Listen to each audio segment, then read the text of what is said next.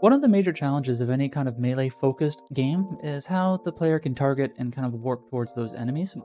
So depending on the kind of game you want to make, that kind of targeting and that strength of the warping that occurs will vary. So for example, the game that I want to make is a top-down game, and I want the targeting in the melee to feel a lot like Hades. And so with Hades, there's a lot of free-form movement with how you're targeting. So as you're moving in one direction, you'll be pushed in that direction. But there's other games that do it a little bit differently. So I'll have third-person games do it a little bit differently than even each other. So for example, God of War has a lot of stickiness, warp to target, they call it. So basically, they select the target, and it's usually based off like movement input and things like that, and then it just starts sliding you automatically to that target. They don't really let you miss intentionally, so you're not able to pull yourself away unless there's a viable target in front of you or in that direction.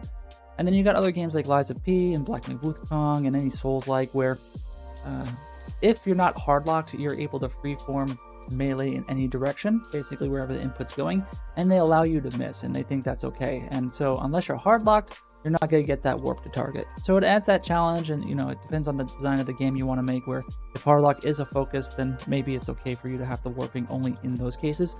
But for my game, I kind of want to mix a blend of both. So right now what you're seeing on screen is some debugs, and I'm using the gameplay targeting system from Unreal Engine. And I'm using that system to be able to filter out targets that are not within the specific dot direction of my input vector. So as I'm attacking this guy on the left, we're getting a bunch of green here.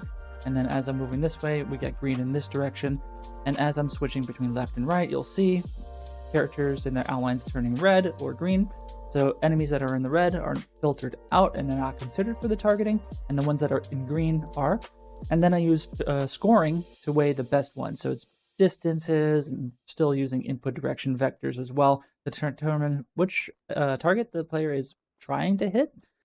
So I think it's a really good blend. So if this is a topic that interests you, definitely check out my YouTube channel. Make sure to subscribe here. Make sure to follow me on TikTok. Make sure to follow me on Twitch, just to watch more live streams where we talk about this game and work on this project together. So I'm looking forward to seeing you there.